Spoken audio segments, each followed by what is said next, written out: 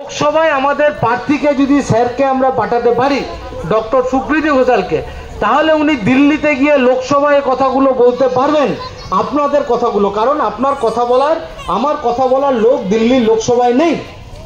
দিল্লির লোকসভাতে আমাদের কথা বলার লোক পাঠাতে হবে। আর কি সুবিধা হবে, আর কি সুবিধা হতো? এই ধরুন সাইদুল হক যখন এমপি ছিল আমাদের এখানে, আমরা হচ্ছে এই যে সামনের রাস্তাটা আমরা এমপি ফান্ডের টাকা থেকে আমরা হচ্ছে করে দিয়েছিলাম, সাইদুল হকের ফান্ডের থেকে। আমরা বিভিন্ন জায়গায় অঙ্গনওয়াড়ি কেন্দ্রে তখন 1,80,000 টাকা করে আমাদের বিধায়ক আর এমপির তহবিল থেকে আমরা হচ্ছে দিয়েছিলাম।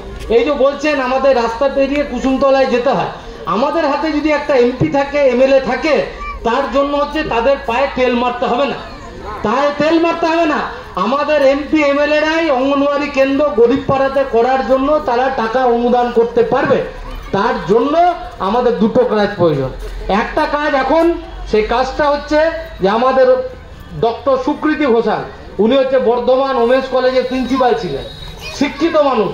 ওরকম হচ্ছে ফুরুম ফারাম টিভিতে হচ্ছে উল্টো পাল্টা কথা বলে না, ওরকম ঝুটি বেঁধে ঘুরে বেড়ায় না। উনি হচ্ছে শিক্ষিত মানুষ, ডক্টর সুকৃতি ঘোষাল, ডক্টরের ডিগ্রি পাওয়া লোক। তাহলে ওকে যদি আমরা পাঠাই, তাহলে আমাদের কথাগুলো লোকসভায় বলতে পারবে। 1 নম্বর কাজ। 2 নম্বর কাজ, এমপি ফান্ডের আমরা টাকা পাবো। আর 3 নম্বর কি, আমরা যদি এখান থেকে বেশি ভোটে জেতাতে পারি তাহলে সুবিধা হবে। ভোটের পর আমরা মিউনিসিপাল কর্পোরেশনকে বলবো তাড়াতাড়ি মিউনিসিপালিটি ভোট করো, আর ওরকম মানুষের ভোট লুট করা যাবে না। তারপরে দেখবো কত ধানে কত চাল। এই সবটা কাজ করার জন্য আমাদের হচ্ছে এই কাজ আপনাদের করতে হবে। যে আমাদের এখানে তো 2017 সালে পুরসভার ভোট হয়েছিল, মানুষকে ভোট দিতে দেয় নাই। আপনারা ভোট দিতে পারেন নাই তো? ঠিক আছে তো? ঠিক বলছি তো?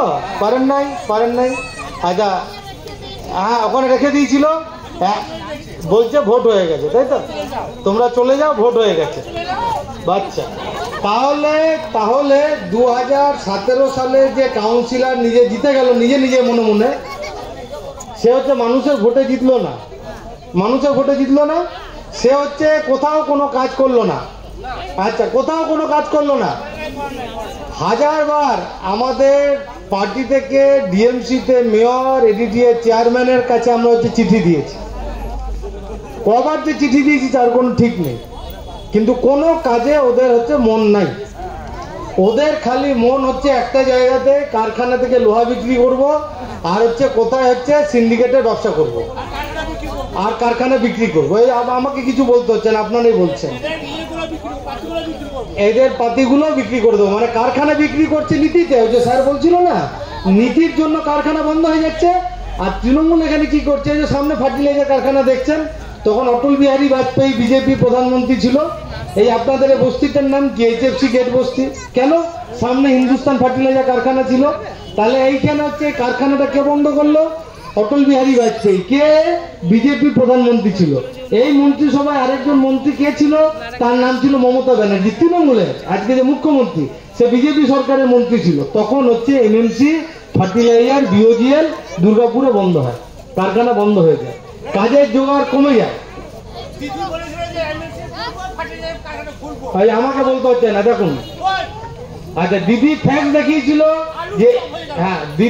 দেখিয়েছিল যে এমএমসি খুলে দেবো, ফার্টিলাইজার খুলে দেবো, দিদি খোলেনি। বাস, এরপরে হচ্ছে যে এই যে কাজগুলো যা বলছেন, এই কাজের জন্য আমাদের কি দরকার? আমাদের দরকার দেখুন, 2017 সালে ভোট হয়েছে, পুরসভার ভোট হয়ে যাওয়ার কথা 2022 সালে, 24 সাল চলে এলো, পুরসভার ভোট ওরা ভয় করাচ্ছে না। কেন করাচ্ছে না? ওরা জানে যে মানুষ হারিয়ে দেবে। তাহলে আমাদের এখানে কি করতে হবে? আমাদের এখানে হচ্ছে যে এমন নীতি প্রণয়ন করার জন্য আমাদের লোকসভাতে লোক পাঠাতে হবে, এমপি পাঠাতে হবে, যারা গিয়ে লোকসভায় বলবে যে তুমি বলেছিলে 2022 সালের মধ্যে সব বাড়ি হচ্ছে করে দেবে। তাহলে প্রধানমন্ত্রী, আমি ফার্টিলাইজার গেটে গিয়ে দেখলাম ওখানে হচ্ছে 200 মানুষের ঘরে তো তুমি বাড়ি করো নাই। আর মুখ্যমন্ত্রী, তুমি হচ্ছে বাড়ির যে টাকা পেয়েছো সে টাকা চুরি করে ভাগ করে দিয়েছো, আবাস যোজনার টাকা। পোলগুলো যে কোনো সময় কারোর মাথায় ভেঙে পড়বে। একটা বললেন, ঠিক আছে। 2 বললেন যে ভিতরে ড্রেন নেই, তাই তো নাকি? হ্যাঁ, তাই তো? আমার মিস গেলে বলবেন। আচ্ছা ঠিক আছে, দা বলছি। আচ্ছা 3 নম্বর বললেন রাস্তাগুলো আর রাস্তার মতো অবস্থায় নাই, তাই তো? তাই বললেন তো নাকি? 3। আচ্ছা 4 নম্বর বললেন যে আমাদের হচ্ছে বাড়ির হচ্ছে কেউ টাকাও পায়নি, আর পাকা বাড়ির হচ্ছে যে কাজও হয়নি, তাই তো? 4।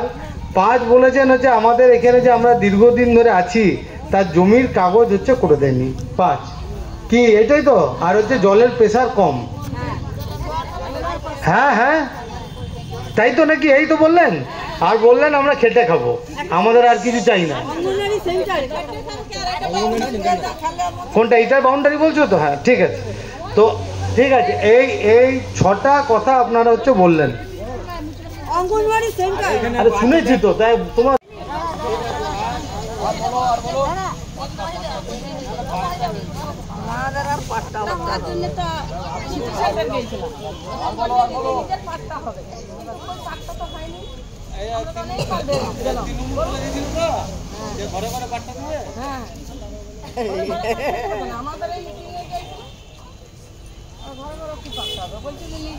নিজের নামে পাঠতে হবে, সব জায়গায় ডিবিসি বড় হয়ে গেছে। এগুলো আমাদের ব্যবস্থা করুন মানুষের, আমাদের আর কিছু চাই না, আমরা নিজেরাই খেতে খাবো, কিন্তু আমাদের একটু আশ্রয় দরকার। আমাদের আর কিছু আমরা খুঁজি নেই যে আমাদের গিয়ে একটা কাজ দেন, চাকরি দেন, কিছু দেন, ওইটা আমরা খুঁজি। আমরা নিজেরা পরিশ্রম করে খাবো, কিন্তু আমাদের একটা মাথার ছাউনি চাই, আমরা আর কিছু চাই না। খুব অদ্ভুত চরিত্র আছে এই দেশেতে। হিন্দু, মুসলমান, খ্রিস্টান, সমস্ত শিখ, সব ধর্মের মানুষ তারা এতকাল পাশাপাশি ছিল, সুখ দুঃখে একে অপরের পাশেতে ছিল এবং তাদের মধ্যেতে কোনো বিভেদ ছিল না। কিন্তু কেন্দ্রের যে সরকার আছে তারা করছে কি, মানুষে ভাগ করছে, মানুষের মধ্যেতে ঘৃণা ঢুকিয়ে দিচ্ছে। এই অবস্থাটা কিন্তু চলতে পারে না, এটা চলতে দেওয়া যায় না। তাহলে আপনারা হয়তো ভোট দিচ্ছেন, এমনও হচ্ছে যে ভোট দিচ্ছেন কিন্তু সেই ভোট আপনাদের রায় সেটাকে পাল্টে দেওয়া হচ্ছে। আপনারা জানেন যে প্রধানমন্ত্রী তার একটা ঘোষণা করেছিলেন তিনি যে বছরে 2 কোটি বেকারকে চাকরি দেওয়া হবে, কিন্তু তিনি কথা রাখেননি।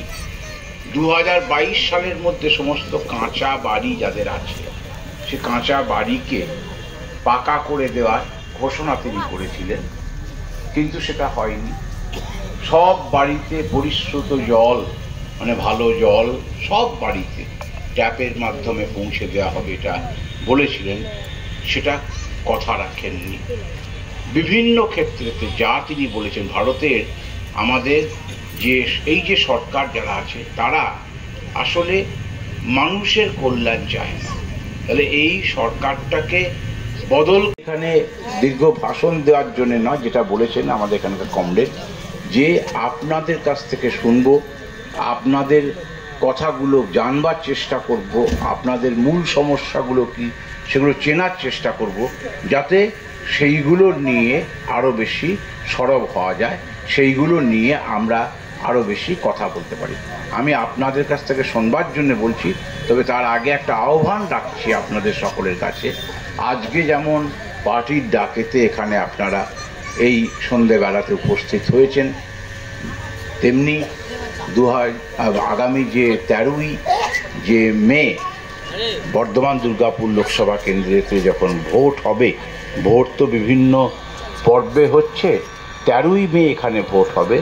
সেই দিনকে নিজের ভোট নিজে বিবেচনা করে আপনারা কাস্তে হাতুড়ির তারা চিহ্নে ভোট দেবেন, কারণ কাস্তে হাতুড়ি তারা অন্ততপক্ষে আপনার সঙ্গে বিশ্বাসঘাতকতা করবে না। অন্য যাদেরকে ভোট দেবেন যদি মনে করেন যে একে ভোট না দিয়ে হয়তো বিজেপিকে ভোট দিলাম কি তৃণমূলকে ভোট দিলাম, আপনি দিলেন যাকে, সে দেখা যাবে ভোটের পর সে দল বদল করে অন্য দিকে চলে গেছে।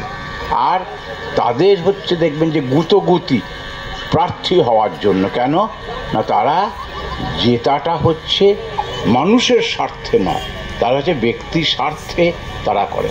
আমাদের পার্টিতে ব্যক্তি বড় নয়, আমাদের পার্টি সমষ্টি বড়। আপনাদের সকলের কথা, আপনাদের ব্যথা যন্ত্রণা কষ্টের কথা যাতে